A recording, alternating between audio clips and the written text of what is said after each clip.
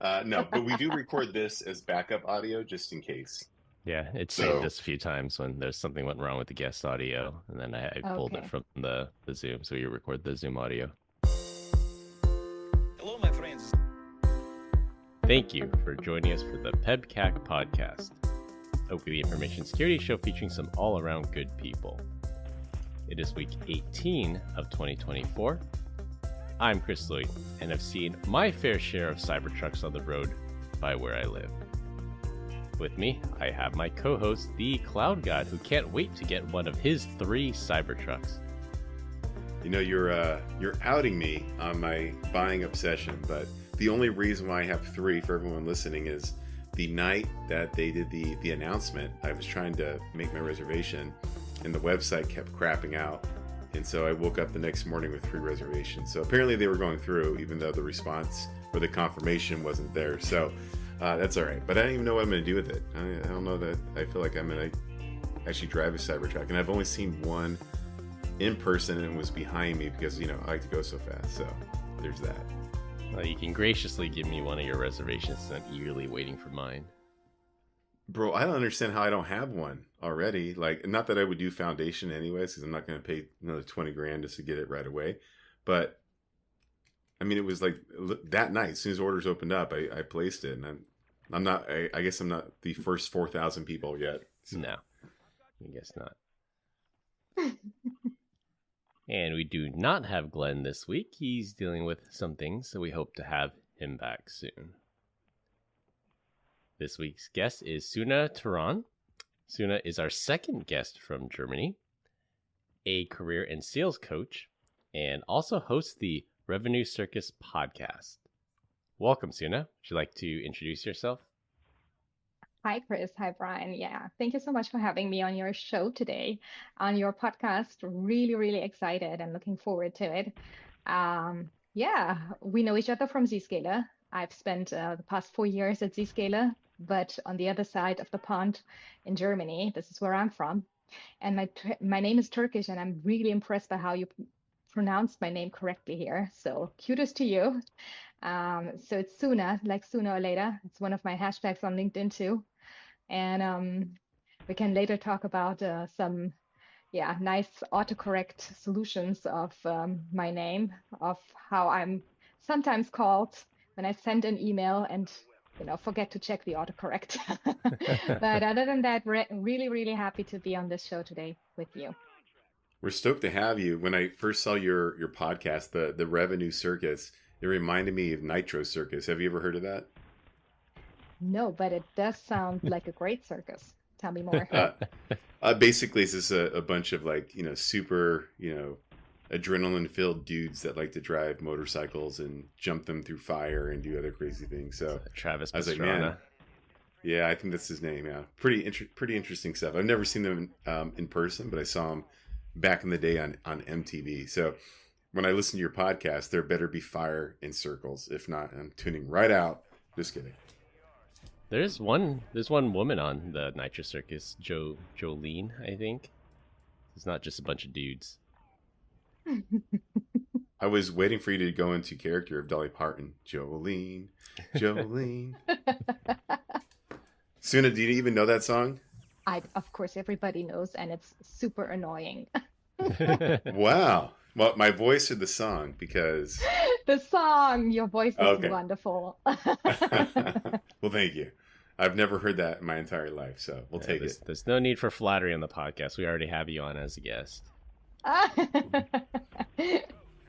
We can already tell you'll be back again before we know it. Trying to make you sing even more, It's one of my hobbies, so I just try to find more reasons to make the two of you sing now. Oh, geez. Sure. Combined, we have decades of information security experience and here not just to educate, but to entertain. We've got 4 awesome stories for you this week, so sit back, relax, and enjoy the show. This week, we're going to talk about a gaping vulnerability in a VPN firewall appliance, an unlikely hero in the fight against CSAM. For our third topic, TikTok gets banned, and close with the juices loose talk. For our first topic, Brian harassed me enough last week to add this topic of the show, so here goes. Researchers at Velocity found a CVSS 10 out of 10 vulnerability on the Global Protect VPN service that's run on many Palo Alto Networks firewalls. That's as far as I'm taking this one. So, Brian, why don't you take it from here? All right. So, the reason why I'm so passionate about this one is like historically when a network security device is kind of breached, right, in a negative way, it's almost always like on the management console. So usually you think about a device and you have its public interface, the internal, then you have a management interface where it's really, really locked down. Not this one, right? Like they were like, hey, let's just do a really bad idea and put a almost purposeful backdoor into the front door of our network security appliance, the literal VPN gateway, right? And if you think about, what is a VPN? A VPN is a device that's sitting out on the internet edge that is waiting for anything and everyone to come in and talk to it. And then it also has hands and eyes into pretty much every aspect of your network, which is terrifying. So this one, the exploit, not only doesn't require zero authentication, but it's just a remote code execution. So I have the ability to parse something in there and do all kinds of bad things. So that saying that I'm sure we've all heard, if it's reachable, it's breachable, now applies to VPN, right? Which is just insane. I think it's a terrible whatever. So as you dive into this, one of the mitigations around this thing was like, just turn off telemetry. Some feature basically needs to be enabled for it to respond back, and that will fix the problem. And I was following a Reddit post where some dude was on there. He's like, I was on with tax support from Palo Alto, and she said that turning off telemetry probably doesn't fix the problem. And one of the first comments was very dismissive, right? He was like, yeah, man, she's stupid. She doesn't know what he's talking about.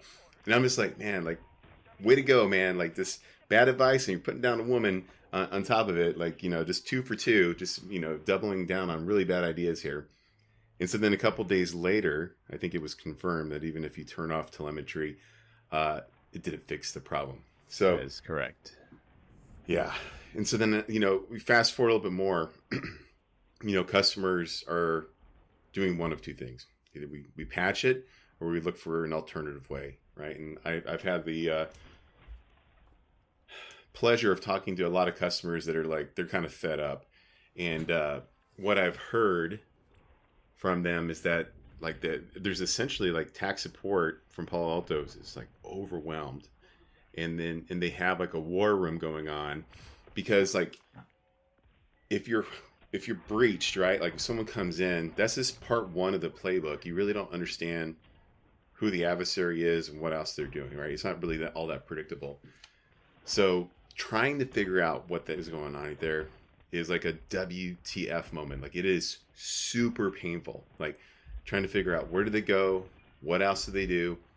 In some cases, it takes hours or days, maybe even weeks, right? To figure out exactly what's going on.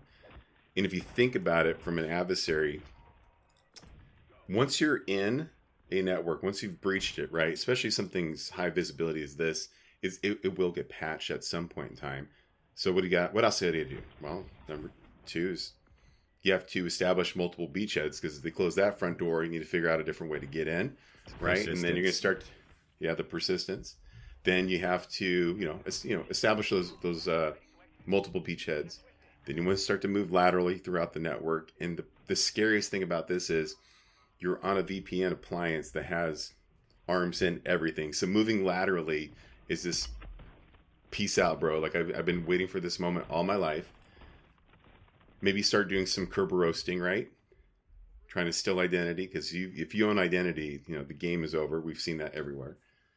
Find some data, you exfil that data, and then you extort the customer. So I've heard, and I can't confirm, but I think people are starting to go down the route of I think it was Barracuda method, which is, how about we just throw it away and just buy a whole new one? Because we don't know how badly this box has been compromised. So when you decided to skip this topic last week, this is why. I'm like, this is terrible. Like, this is insane. I can't believe that this is something that's even going on in the world. So that's my 2 cents. I'll let you guys comment on it. Well, when I read it, I said, another VPN breach, another day, another problem. It's like, all right, next. What's more interesting? That's the reason I skipped, because literally every week you see other vendors getting breached. There's one about Cisco ASA 0 days. That's this week. Do you want to talk about that next week, Brian? Or are you going to harass me to talk about ASA firewalls next week? So it's just I can't tell you the last time I talked to anybody that has an ASA firewall. That's why. I think Palo Alto's got like an install base of like 100,000 people. 100,000. Yeah. So Yeah. It's. I think the article I linked through in the show notes, 22,500 Palo Alto firewalls still vulnerable. So some person went out there on Shodan, did a scan, and says, yeah, there's at least 22,000 firewalls out there that are still running vulnerable versions of the Pan OS. 22,000 front doors, wide open. It's like locking a screen door. So how sooner or later, you're going to call people up and try to run some CrowdStrike on these VPN appliances, aren't you?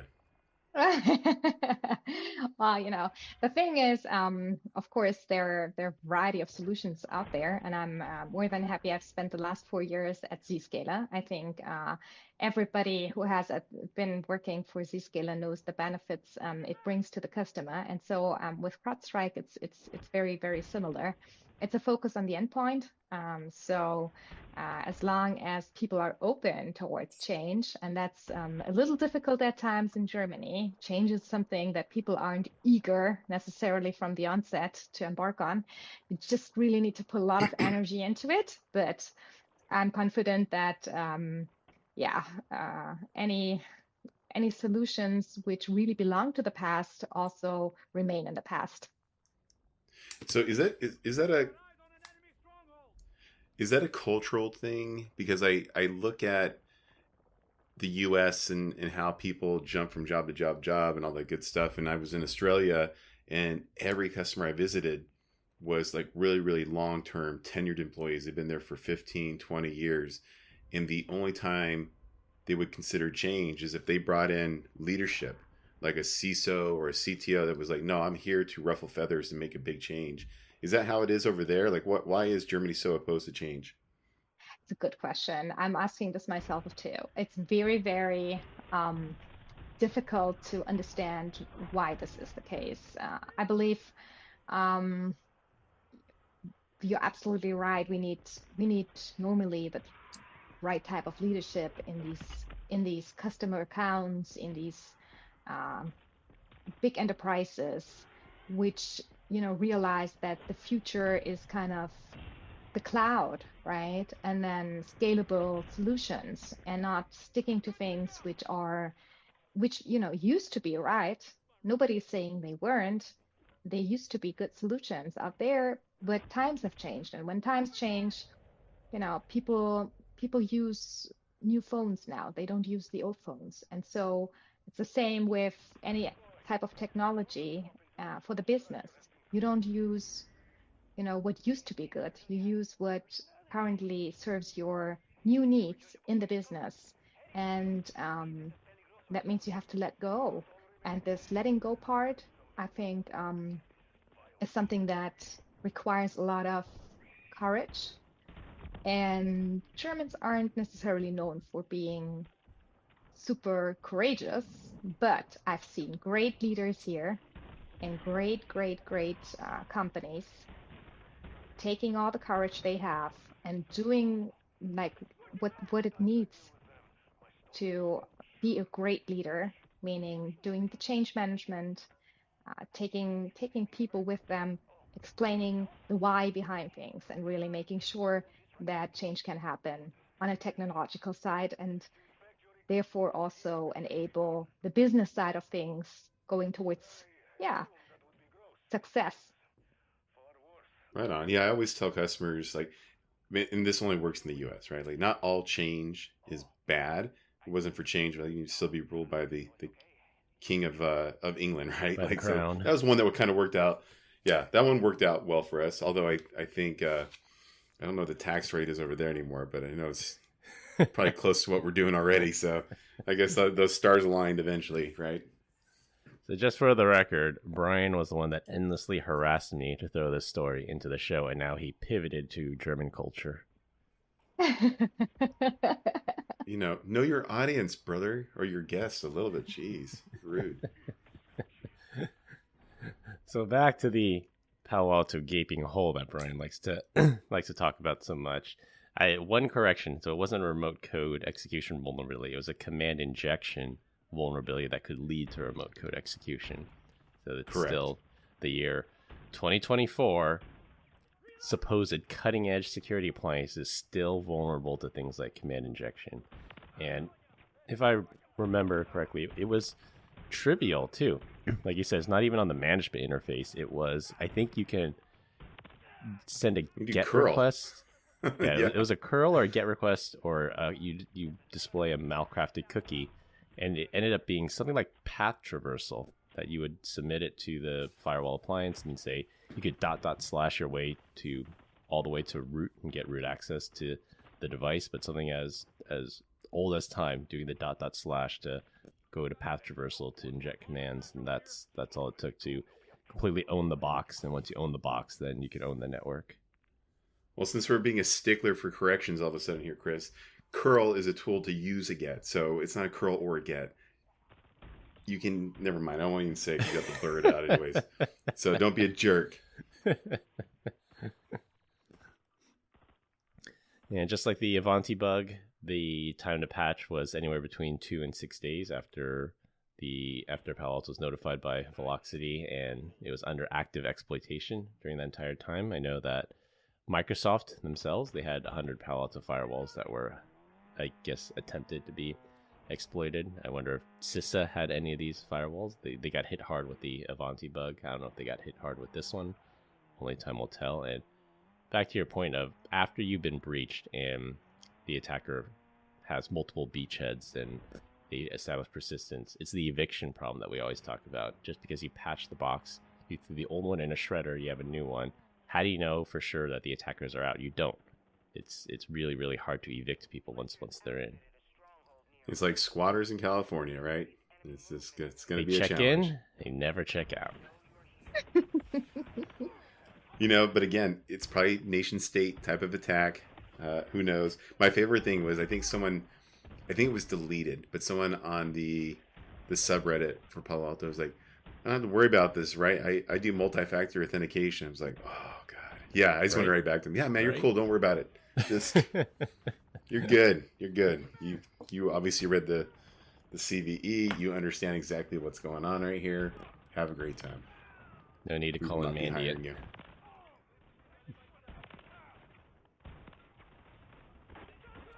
Well, that's where the whole zero trust thing comes in. Even if you get breached, even if somebody gets valid credentials into your organization, how far can they go? Can they see everything? Do they have network level access? Do they have only access to what they need? Mandiants is like, this can be a very profitable quarter for us, guys.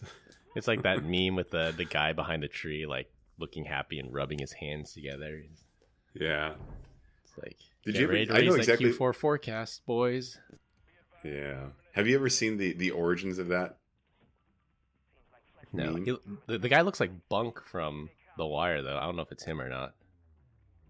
No, I guess he was just out like doing like a family photo shoot, and so then he did some like candid things just to be fun. And that was one of them that went viral. Nice. So never do photo shoots with your family if you don't want to end up like that, right? If you don't want to be a meme afterwards. I think it'd be an honor to be a meme. Like there's Scumbag Steve and Bad Luck Brian, and there's a bunch of them. The baby that's like cheering. Like, I think they do things on Reddit like later on, like where are they now? And it's interesting to see if they've embraced that. It was this one. And I don't even think he's wearing a shirt underneath that. No, like, he's not. He's just wearing a yellow sport coat and the tag man. still on the sleeve. Kind of built like a bag of mashed potatoes. That ring is not coming off, guys. Look at that thing. That is there to stay forever. That is pinching off the circulation. I shouldn't say. It is a good negative shot. things. Yeah. Okay, so I guess for a question for Suna, how would EDR or any of the other solutions potentially discover this? Is it once somebody breaches the environment and they do something suspicious on the network, it sends telemetry back to Falcon and say something weird's going on here? Yeah, of course. Falcon sees everything. I'm not able to pitch as much as I want to yet, but what I can tell you is there are good reasons why CrowdStrike as a company out there has been performing so greatly over the past years now. There are good reasons for why, companies think, yeah, we should invest into CrowdStrike as a solution in order to be more secure, specifically on the endpoint. Nice part about it is it's a platform, so similar to Zscaler, variety of topics that are covered on the platform, and therefore also offer operational efficiency, consolidation, and very, very similar to Zscaler. Platforms with a lot of benefit behind it win nowadays. So, and then if you're able to actually understand, who is attacking you, why, where this is coming from, having an increasing and really crazy amount of knowledge for threat intelligence means that you can ensure you're on the right path with solutions like Zscaler and CrowdStrike. Agreed. I think this one is a little bit different than, say, the Ivanti or the Fortinet bugs that we've seen, or the Cisco bugs, especially in the past. And time will tell if my thesis is right or wrong, but Palo Alto is a security vendor, so they have this VPN component of it, but they also have a threat prevention piece of it too. And I think one of the mitigations, Palo Alto said, turn on this specific threat ID, and then that can tell if your firewall got popped or not, and if you have vulnerable devices in your environment. But to see whether or not, since they claim to be a security company, if even though they got breached through these appliances, if the security features on their firewalls was able to stop anything, stop potential lateral east-west movement with their firewalls. And I think some of the reports that come out for the breaches that we'll see in the next few months might say whether or not that was the case. But I know for sure, like Ivanti, we're seeing people getting breached left and right because of it. The good part about CrowdStrike is we don't only have the motto of we stop breaches, but we actually really do. So that's good about CrowdStrike, to be honest. So yeah, it's super cool being on this side and talking to you as former colleagues here. I mean, we are anyways a joint good solution out there. So yeah. I agree with you. I recorded a video on the partnership just the other day. It's in post edit right now. Hey, but I will say, out of the three companies that we're talking about right now, well, at least, Palo Alto, CrowdStrike, and Zscaler, only one of the companies has been featured on a Super Bowl commercial. So there's that. Who's the real security company? That was awful. But, all right, the last thing I'll say about this, the good thing about having a gaping hole in this security product is that we get to throw lots of shade at our friend Todd over there, which is hilarious to see in our group chats. Poor Todd. We love you, though. He'll never hear this conversation because he's probably too busy patching stuff for customers. It's true. I have no idea if that's true. Anyways. All right, for our second topic in a story where you can't really be mad at the bad guys here. Like, really, who are the bad guys? Well, a malware developing is targeting child exploiters into a honey trap in order to extort them. The malware developer created a fake website that purports to host child sex abuse material, or CSAM, and there are various tiers of access. The fake website gives these child predators an option to pay monthly, pay yearly, or there's a free option if you download and install their special VPN software to access the website anonymously and securely. I think you can see where this is going. After the predator downloads and installs the quote free VPN software, the executable runs a PowerShell script that changes the computer's background to display a message that the VPN is fake software, surprise, surprise. And unless they send $500 worth of Bitcoin to a specified address, the malware developer will publish the predator's information and contact their friends and family. The malware author even named the script Pedo Ransom. At the time of recording, the Bitcoin address has only collected $84. Nice try, but again, you can't be too mad at the attempted extortion. So if I'm Zscaler or CrowdStrike or Microsoft or VirusTotal, I'm gonna be like, "Hey guys, this is benign. We're not gonna worry about it. We'll just let this one go through." We'll let this go this time. Yeah, this is one of those good ones. And in fact, if I was actually the person that created this, free VPN software, I think not only would I take their money, I would still out them. I'd just be like, "No, thanks for your $500. You're going to prison, buddy. Have a good old time." Yeah. I think it's great, but I would love to see this more efficiently, to be honest. I think we need this. We need more people actually doing something against this whole, pedo. You call it pedo ransom here as a script, which is nice, but it could be even in more than that. There's so much going on online that you rather wouldn't like to see. So let's hope that we can use these types of viruses, attacks, hackers for the good in the future. I really, really like this, though, that you're sharing this here. Really, really cool. Thank you. I think the person should have taken a step further, like take the open source lockbit code and then just use it to ransom the person's computer and then just throw away the key. Like that would not be a bad thing if their computer died. Can you imagine if it was like a shared computer at your house? You got the pedo ransom on it. Yeah, you're just like, man, I'm going to have to blame one of the kids. But here's what I don't understand. If it's $500 to get out of, this pedo jail, then was someone just making payments? They're like, "Listen, I don't got enough money. I don't got the full 500, but I got $84. $10 a month for the next 50 months. Or do you think they negotiated with them? Like, dude, I don't got that kind of money. Yeah. I'm obviously a pervert. Best I can do is $84. Yeah, it's an interesting one.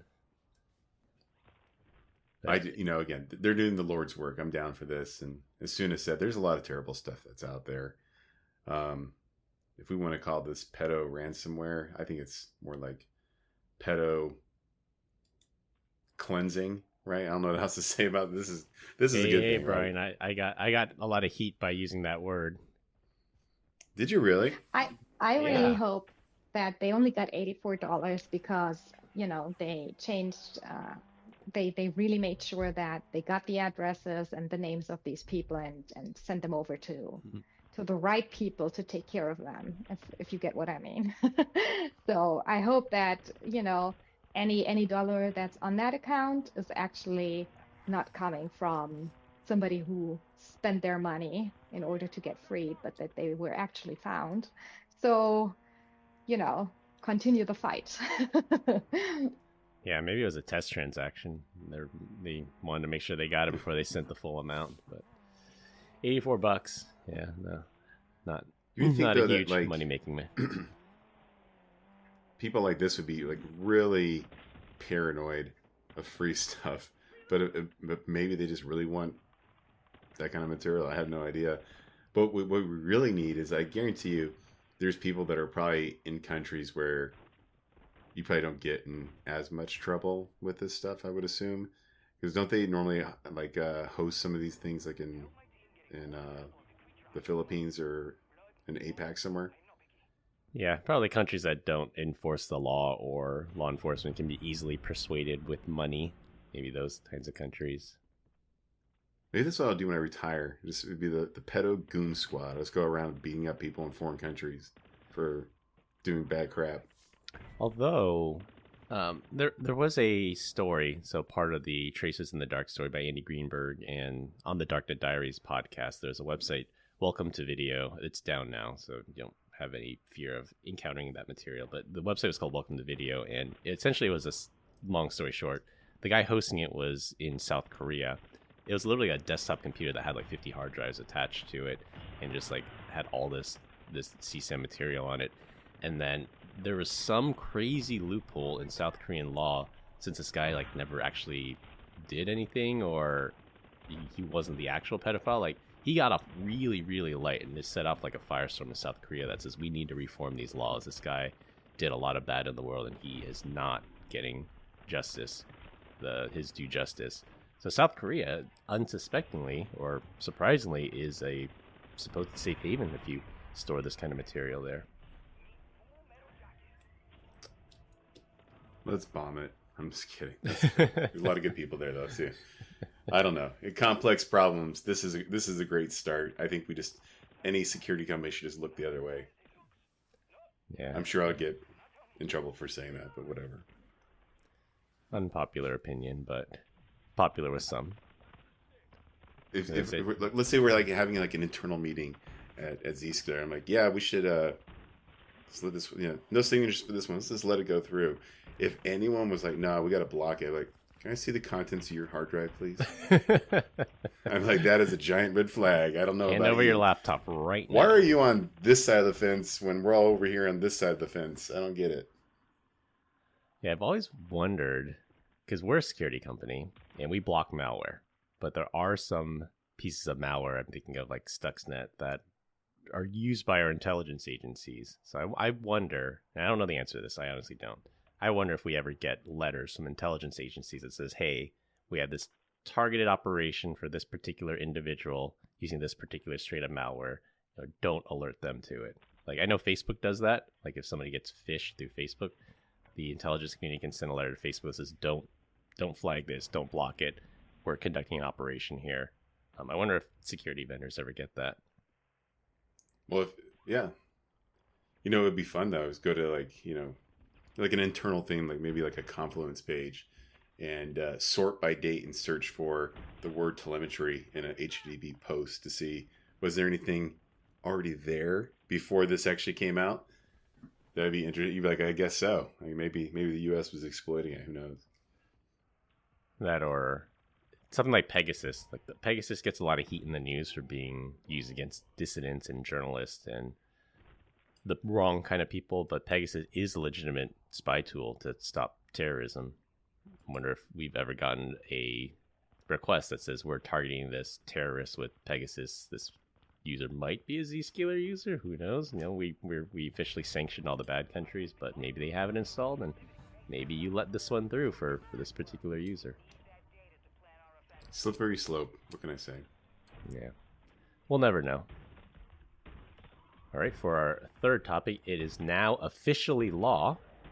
ByteDance must divest TikTok or face a ban here in the U.S. ByteDance said on their own media platform that they are not exploring a sale right now. All those rumors are untrue, and they will be fighting this ban in court. Really, no surprise there. ByteDance has about 9 months to comply or face a potential ban here in the U.S. I'm sure it'll get challenged in court and the date will get pushed out. And the bill to ban TikTok here was tied to aid to Ukraine, so it was under a lot of pressure to get passed and signed into law. I think this one has been proposed for a long time. The former administration really pushed it. That was almost 4 years ago. There's been lots of hearings on Capitol Hill saying that TikTok is, I think somebody called it TikTok as digital fentanyl. That they said it's bad stuff on there. They're trying to sway people and change people's opinions and push certain narratives. And they're just really afraid. This is kind of like the boogeyman argument that one day China will use this information and sell it or provide it to the CCP, and it'll be used to spy on Americans. So they feel that it'll be safer if they divest from China and they'll be owned by a U.S. company. I think the funniest part of this entire thing is, as you said, the previous administration wanted to ban TikTok, right? Yeah. Okay. Now that Biden put this into place, what are the Trumpers doing right now? This is an invasion of freedom of speech. I was like, you guys, if Trump had signed this, you would have been 100% on board and be like, yeah, F TikTok and their stupid dances, right? But just because the other guy you don't like decided that he wants to block it, right? Everyone's throwing it up in arms. But in the same breath, right? They're not wrong, right? It is kind of an impediment on freedom of speech. And we are kind of acting like China by doing that, which I don't know. Like, I think it should be, I don't like TikTok at all. And so I just block it at my house, right? And I think I should have the freedom of either permitting it or denying it. I don't want government telling me what can and cannot be enabled in my house. So I am a little bit of a freedom of speech absolutist, right? It's a parents' rights issue. Yeah. So I don't like this. As much as I don't like TikTok and I think it's stupid, I don't think that the government needs to get in between it and quill the fox here. I don't want to out Suna here, but I will say that she is younger than Brian and and she is probably more of the TikTok generation than I grew up in the Facebook generation because I joined Facebook when it was only universities and I was in university at the time. So I would consider myself the Facebook generation, but based on what I believe Suna's age to be, she is probably in the TikTok generation. So I'd like to get her thoughts on this one. I'm in the Instagram generation. Okay. Yeah, that's fair too. Yeah. Chris is hoping that you're going to do the renegade for us right now. No, listen. I mean, there were some rumors that, TikTok was spying into your, I don't know, phone and could hear you and see you and whatever. So that was the time when I was like, okay, I rather deinstall the app. So to be honest, I've never really used it. It might come with me being in the security side of things here, from a tech sphere and not maybe age related. I do see though there are a lot of startups, young companies, entrepreneurs using TikTok. So after all, it's a vehicle for them to make money, and so is Instagram. So is for some Facebook, whereas Facebook is kind of slowly dying, I think.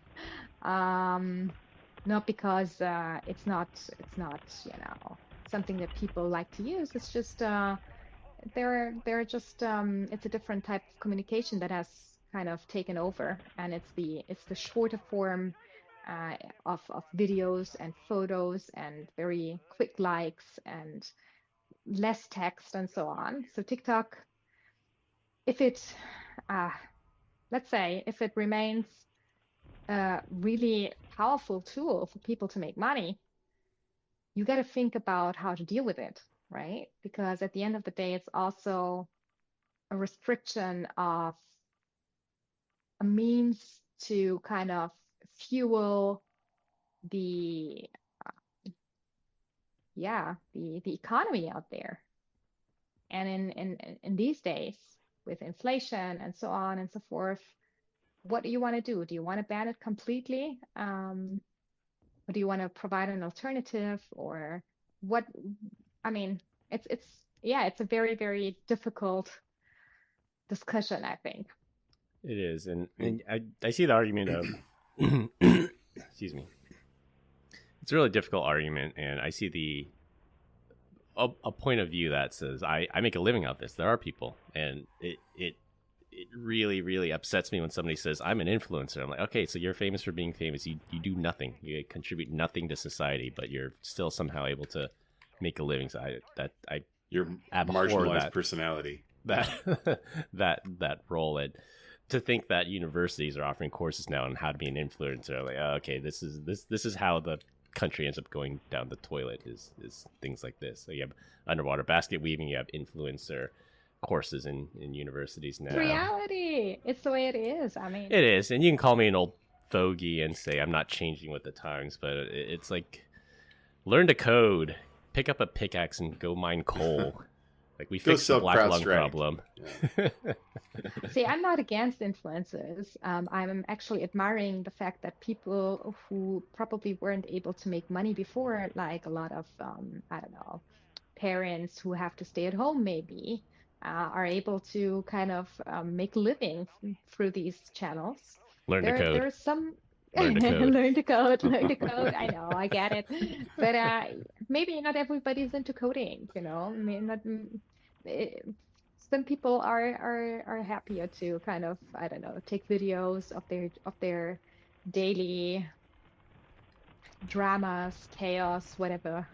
Yeah, and that's fair. Like, I wholeheartedly support entrepreneurs. So if you want to take your clothes off and get people to pay you for it, more power to you. Or film your kids or do home improvement videos. Yeah, like, if you're helping people, I can't be too mad at that. But I just hate that term influencer. I mean, technically, we're influencers because we're on a podcast, right? I mean, yeah. But we have We're day just not jobs, monetized. Yeah. Because you It's don't our know how to side promote. Yeah. Well, all right, so I don't know that we can say that Facebook is dying. Well, at least not Meta, right? Because they got almost 4 billion people using their stuff. But I was astounded to see that TikTok's got 1 billion. That's insane. But out of Because that they have billion, China. how many do you... Like, we don't have, none of the U.S. companies can get access to China. If you have access to China, that's potentially 1.3 billion customers there. Well, in that case, that's a miss on their part. But going back to monetization and getting paid and being an influencer, of the billion, how many people there actually make enough to live off of? I bet you it's got to be a really, really small fraction. 1/10 of 1%, I would say. It's Which really, really small. is 1,000 people.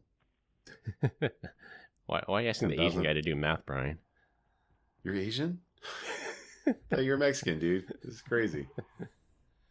Yeah. Diving into a little bit deeper into the bill passed, and everybody called it the TikTok ban because they wrote the language in that TikTok is the only one that's really affected by this bill. But if you dive in a little bit deeper, like some people think that this could be a Patriot Act 2.0 because there's something called threat inflation. So they're saying that, oh yeah, China's going to sell your data. They're going to try to swing our elections, and we're potentially giving the government. We actually did. We gave the government new powers that could potentially be abused because the letter of the law doesn't say by name. It doesn't say we're going to ban TikTok. It says we're going to ban, quote, foreign adversary controlled applications. And that includes China, Russia, Iran, and North Korea. And they left it very vague and open-ended on what a controlled application is by one of these countries, like China or Russia. If Elon Musk has factories in China, he has lots of business in China, could the government then make the argument that says Elon Musk is controlled by a foreign adversary because he has interest in China, and then ban X here in the U.S.? That leaves it a little bit open, so I think it was a little bit vague in how they did it. And I think that's the part we're going to have to keep an eye on to see if they potentially start abusing this law to ban things they don't like X now. And how much money are we still funding to other countries in that bill as well? Like, wasn't it tied to something else? Yeah, I think it was 80 billion to Ukraine, 20 billion to Israel, and probably $500,000 to Egypt for gender studies or something. So I know I'm probably going to get canceled for asking this question, but Suna, like, and if you're uncomfortable with it, you don't have to answer. But I'm just curious, like, what, from your perspective, you got the Ukraine and Russia and Israel and Iran and all that stuff that's going on.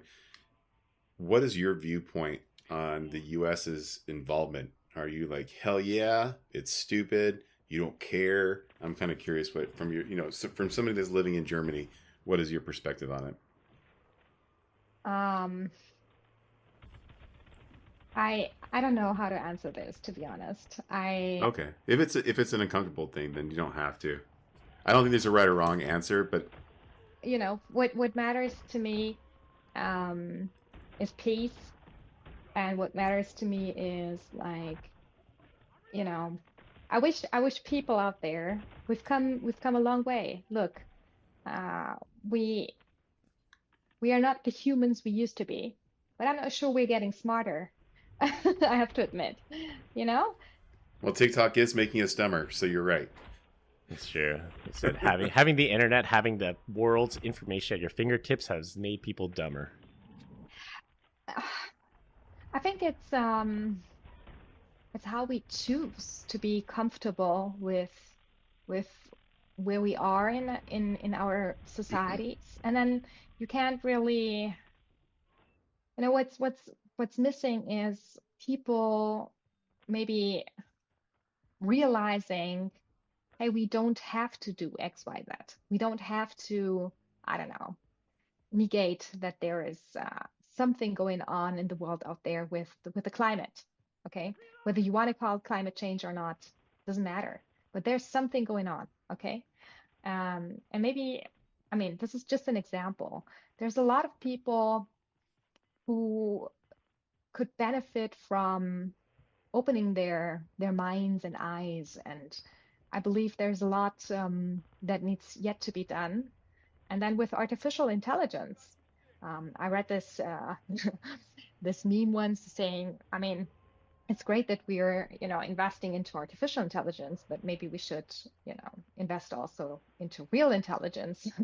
And I mean, it's a negative view a little on people, and there are a lot of intelligent people out there, and it remains on everybody themselves to define and decide what is intelligence. But I wish we had more of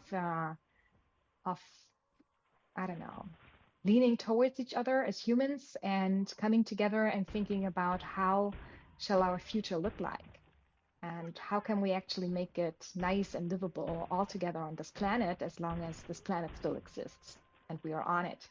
I don't know. It's a very, very non-security tech related thought I have here, but it's something that I wanted to just share with you because I think it is important to anybody out there. And with all the wars going on, it's something we shouldn't forget. We're all humans.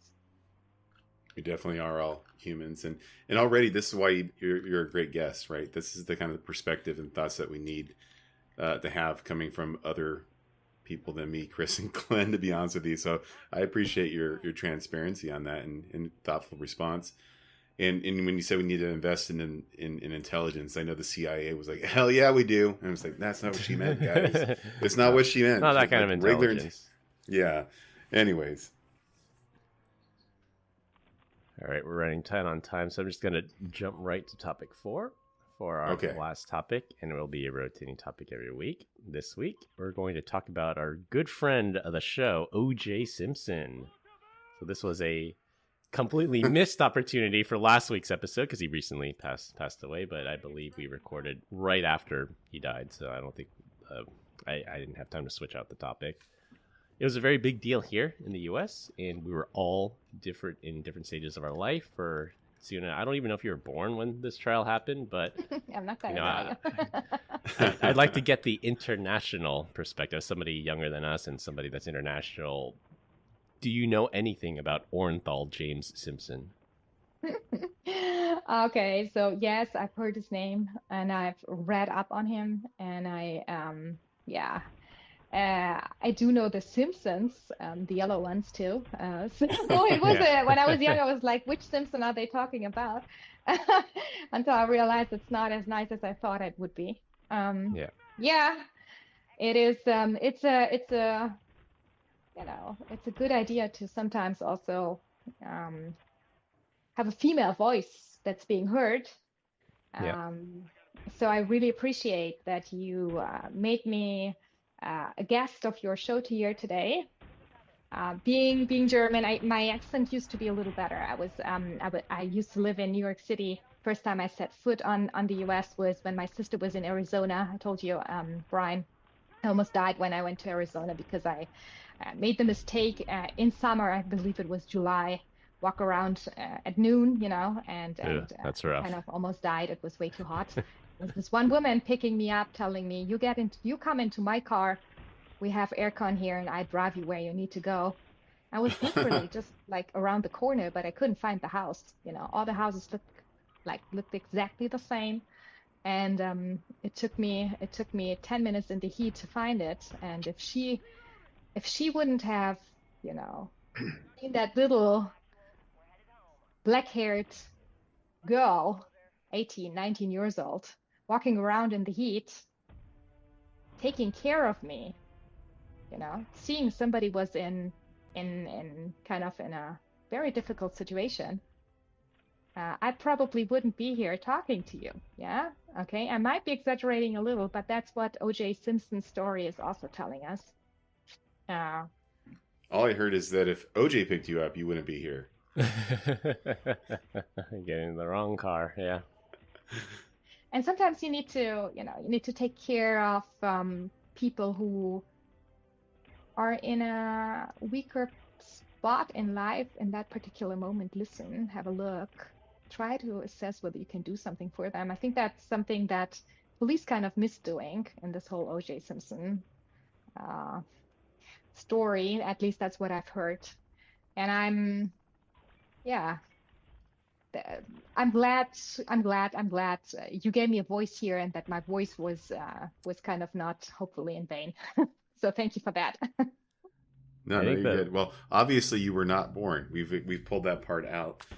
18 to 19 years old, July. It was hot. Some nerd listening to the podcast is gonna be like, "We know exactly how old she is." They're just gonna put in these little points together, and they'll be outed before they you did know the it. math. They did the math. I think the best joke to come out of OJ's death was somebody tweeted, "OJ Simpson can now rest easy that the killer of his wife is now dead." It's a bad one. It's a really bad one. The search for the killer has ended now, Brian. The real killer.